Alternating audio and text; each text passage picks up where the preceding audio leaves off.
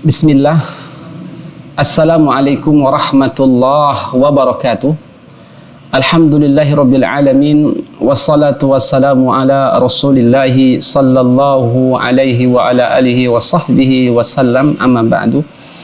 Qala Allah ta'ala, ya ayyuhalladzina amanu taqullaha haqqa tuqatih wa la tamutunna illa wa antum muslimun.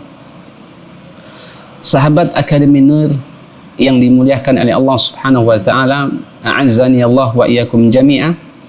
Kembali dengan izin Allah Subhanahu wa taala kita bersyukur dan memuji kepada Allah Subhanahu wa taala atas nikmat dan karunia yang Allah berikan kepada kita semua. Kemudian salawat dan salam semoga Allah sampaikan kepada nabinya Muhammad sallallahu alaihi wasallam, dan semoga salawat dan salam ini juga tersampaikan kepada istri-istri beliau, keluarga beliau, sahabat-sahabat beliau ridwanullahi ta'ala ajma'in, dan kepada seluruh kaum muslimin yang senantiasa di atas petunjuk beliau sallallahu alaihi wasallam ila yaumiddin. Sahabat Akademi Nur yang dimuliakan oleh Allah Subhanahu wa taala, di kesempatan kali ini dengan izin Allah Subhanahu wa taala kita akan membahas sebuah ibadah yang dia termasuk dari ibadah hati, yang sebelumnya kita diingatkan oleh muallif tentang jenis di antara jenis ibadah hati, yaitu cinta kepada Allah Subhanahu wa taala. Dan hari ini atau di kesempatan kali ini kita juga diingatkan oleh Allah Subhanahu wa taala masih di antara jenis ibadah hati, yaitu takut kepada Allah Subhanahu wa taala. Perlu kita ketahui bahwasanya takut kepada Allah Subhanahu wa taala atau khauf, dia juga merupakan di antara bentuk ibadah yang Allah Subhanahu wa taala perintahkan kepada kita semua, saudaraku kaum muslimin dan muslimat yang dimuliakan oleh Allah Subhanahu wa taala. Sebagaimana cinta kepada Allah Subhanahu wa taala, begitu pula takut kepada Allah Subhanahu wa taala juga merupakan amal ibadah yang sangat agung di sisi Allah Subhanahu wa taala. Telah dijelaskan oleh para ulama kita bahwa raqaizul ibadah atau rukun ibadah itu bersumber di atas 3 unsur, dan salah satunya yang pertama adalah cinta, yaitu mahabbah kepada Allah Subhanahu wa taala, cinta kepada Allah Subhanahu wa taala. Yang kedua adalah al-khauf, yaitu takut kepada Allah Subhanahu wa taala, dan yang ketiga adalah ar-raja, yaitu berharap pahala apa yang ada di sisi Allah Subhanahu wa taala. Dan dari ketiga unsur ini, sahabat Akademi Nur dimuliakan oleh Allah Subhanahu wa taala, yaitu mahabbah, al-khauf, cinta, kemudian takut kepada Allah, kemudian berharap apa yang ada di sisi Allah Subhanahu wa taala pahalanya. Dan 3 unsur dari ketiga unsur yang paling utama di sisi Allah Subhanahu wa taala, yaitu adalah mahabbah, cinta kita kepada Allah Subhanahu wa taala. Karena cinta, sahabat Akademi Nur yang dimuliakan oleh Allah Subhanahu wa taala, dia adalah ruh dari ibadah itu sendiri. Cinta dalam ibadah kepada Allah Subhanahu wa taala, dia adalah ruh dari ibadah itu sendiri. Sedangkan takut atau khauf akan menyebabkan seseorang senantiasa berada pada jalur yang telah disyariatkan oleh Allah Subhanahu wa taala. Dan sementara rasa harap atau raja, dia akan mengendalikan seseorang agar senantiasa berjalan pada jalan yang lurus dan tidak keluar dari jalan tersebut. Nah, oleh karenanya sahabat Akademi Nur yang dimuliakan oleh Allah Subhanahu wa taala, ketiga hal ini atau ketiga unsur ibadah ini merupakan dasar yang sangat agung dan wajib diperhatikan oleh setiap hamba Allah Subhanahu wa taala saat melaksanakan ibadah kepada Allah Subhanahu wa taala. Karena apa?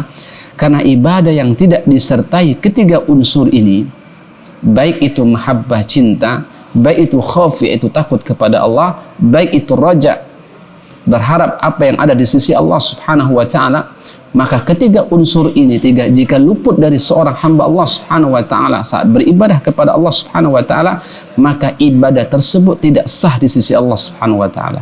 Ibadah tersebut tidak sah di sisi Allah Subhanahu wa taala.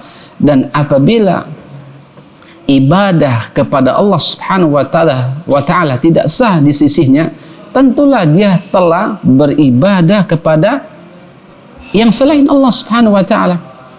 Dia beribadah kepada yang selain Allah Subhanahu wa taala, karena setiap hamba hanya memiliki dua kemungkinan dalam penghambaan. Kita ingatkan bahwa setiap hamba hanya memiliki dua kemungkinan dalam penghambaan. Apakah dia menghambakan dirinya kepada Allah Subhanahu wa taala atau dia menghambakan dirinya kepada selain Allah Subhanahu wa taala. Oleh karenanya penting bagi kita untuk memperhatikan tiga unsur ibadah ini, yaitu mahabbah, cinta kepada Allah, takut kepada Allah, kemudian rajak, berharap dengan apa yang ada di sisi Allah Subhanahu wa taala, karena inilah unsur yang sangat agung dan wajib harus kita perhatikan. Nah, oleh karenanya di antara tiga unsur ini adalah kita berbicara tentang khauf, takut kepada Allah Subhanahu wa taala. Oleh karenanya sahabat Akademi Nur yang dimuliakan oleh Allah Subhanahu wa taala berbicara tentang khauf, di sana ada macam-macam khauf. Yang pertama, khauf atau takut ibadah. Itu takut ibadah. Takut ibadah ini ada dua jenisnya. Yang pertama, takut kepada Allah Subhanahu wa taala saja. Takut kepada Allah Subhanahu wa taala saja, yaitu takut kepada azab dan siksa Allah Subhanahu wa taala, sehingga takutnya seseorang terhadap apa yang di sisi Allah Subhanahu wa taala, yaitu azab dan siksaannya, sehingga seorang hamba, seseorang dengan dorongan ini akan melahirkan ketundukan dan ketaatan secara total, hanya dia pertujukan takut ini kepada Allah Subhanahu wa taala. Dan inilah takut yang jenis ini yang dimiliki oleh orang-orang yang mentauhidkan Allah Subhanahu wa taala. Karena ini akan muncul pada diri orang-orang yang mentauhidkan mentauhidkan Allah Subhanahu wa taala. Oleh karenanya muallif hadal kitab mengambil sebuah firman Allah Subhanahu wa taala yang Allah katakan dalam Al-Qur'an, innama ya'muru masajidallah man amana billahi wal yawmil akhir wa aqamas salat wa ataz zakah wa lam yakhsha illallah. Allah mengatakan innama ya'muru masajidallah, sesungguhnya yang memakmurkan masjid-masjid Allah Subhanahu wa taala hanyalah orang-orang yang beriman kepada Allah, orang-orang yang beriman kepada yaumil akhir, kemudian melaksanakan salat, menunaikan zakat, kemudian Allah menegaskan di antara sifat-sifatnya walam yakhsha illallah, dan tidak takut kecuali hanya kepada Allah Subhanahu wa taala semata. Fa asa ulaika ayyakunu minal muhtadin, dan merekalah itulah yang diharapkan termasuk golongan orang-orang yang mendapat petunjuk dari Allah Subhanahu wa taala. Dan inilah salah satu jenis takut yang pertama dari jenis takut ibadah, yaitu takut hanya kepada Allah Subhanahu wa ta'ala semata. Nah, kemudian yang kedua, bagian yang kedua dari bagian yang pertama, yaitu takut ibadah. Yang pertama takut ibadah, yang pertama jenisnya adalah takut kepada Allah Subhanahu wa ta'ala. Nah, yang kedua adalah takut kepada selain Allah Subhanahu wa ta'ala. Takut kepada selain Allah maksudnya adalah takut kepada sesuatu selain Allah Subhanahu wa ta'ala dalam hal yang tidak dapat melakukannya kecuali Allah Subhanahu wa ta'ala. Dan rasa takut ini sahabat Akademi Nur yang dimuliakan oleh Allah Subhanahu wa ta'ala yang membuat seseorang beribadah kepada selain Allah Subhanahu wa ta'ala seperti takut kepada berhala atau kepada orang-orang yang sudah meninggal dunia, dengan menganggap mereka mampu mencelakakan dirinya. Takut inilah yang dimiliki oleh orang-orang yang disebut dengan ahlu syirik, lawan dari jenis yang pertama, sebagaimana yang diceritakan oleh Allah Subhanahu wa ta'ala tentang kaum Nabi Hud alaihi salatu wassalam, bahwa mereka berkata kepada Nabi Hud, Allah mengatakan inna qulu illa taraka ba'du alihatina bisu'in qala inni ushhidullah washhadu anni bari'um mimma tusyrikun min dunihi fakiduni jami'an thumma la tunzirun.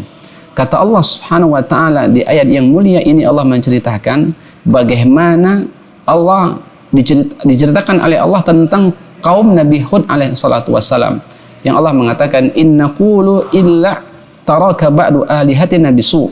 Kami tidak mengatakan melainkan bahwa sebagian sesembahan kami telah menimpahkan penyakit gila atas dirimu.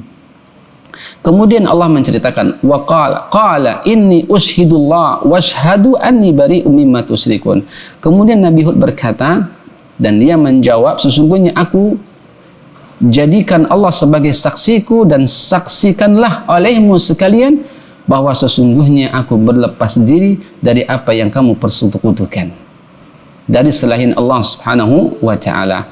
Fakiduni jami'an thumma la tundirun.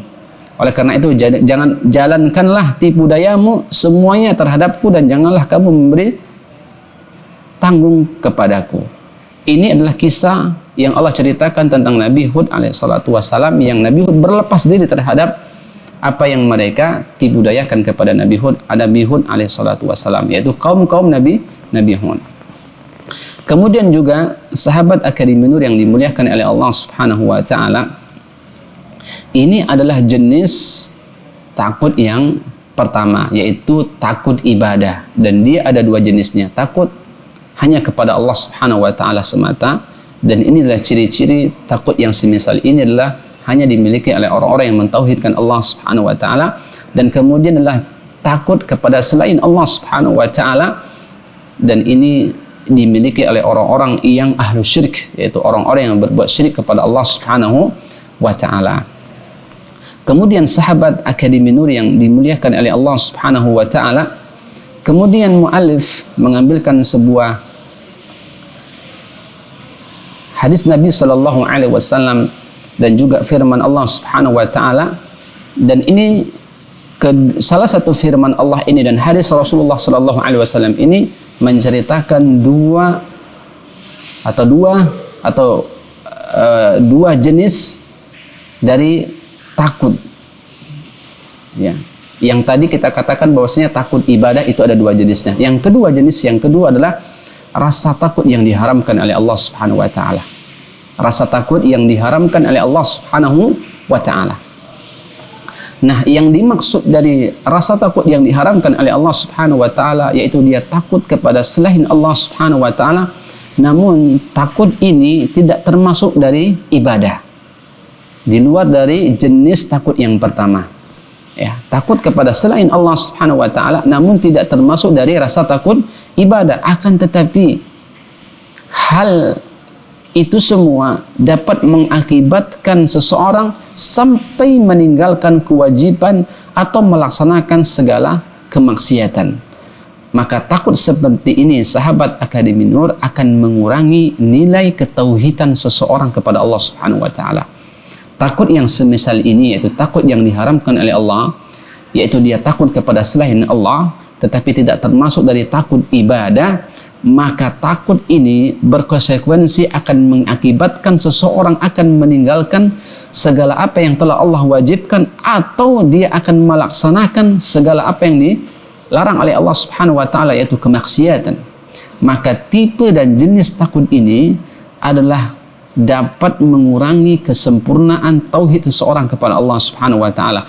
Oleh karenanya muallif mengambilkan sebuah firman Allah Subhanahu wa taala, wa minan nas may yaqulu amanna billah fa idza udhiya fillah ja'ala fitnatan nas ka'adzabillah wa la in jaa nasrun min rabbik la yaqulanna inna kunna ma'akum aw laysa Allahu bi'a'lama bima fi suduril alamin.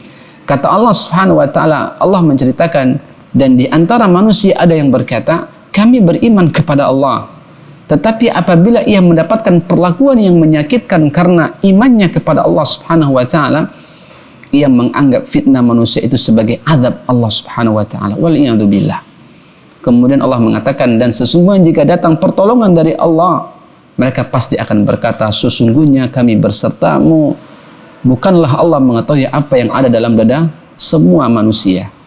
Dan ini menunjukkan bahwasanya apa? Ahlu tauhid yang benar, orang-orang yang mentauhidkan Allah Subhanahu wa taala dengan kebenaran, dia akan senantiasa berpegang teguh dengan tali Allah Subhanahu wa taala, yaitu agama Allah Subhanahu wa taala, walaupun dia harus menghadapi beberapa berbagai macam risiko yang dihadapi saat dia beriman kepada Allah Subhanahu wa taala, mentauhidkan Allah Subhanahu wa taala, dia tidak gencar. Dia tidak takut kepada siapapun. Dia tidak akan rela keridhaan Allah hilang demi mendapatkan keridhaan manusia.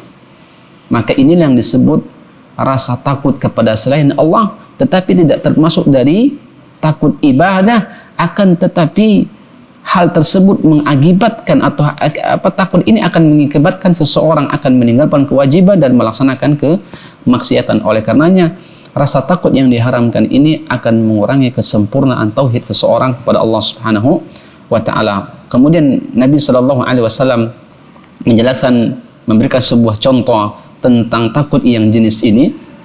Nabi mengatakan dalam sebuah hadisnya, inna min dha'fil yaqin, sesungguhnya termasuk lemahnya keyakinan, anturdiyan nas bisakhatillah, jika kamu mencari ridha manusia dengan mendapatkan kemurkaan Allah Subhanahu wa taala, wal iyad billah, wa an tahmadahum ala rizqillah, dan memuji mereka atas rezeki yang Allah Subhanahu wa taala berikan lewat perantaraannya.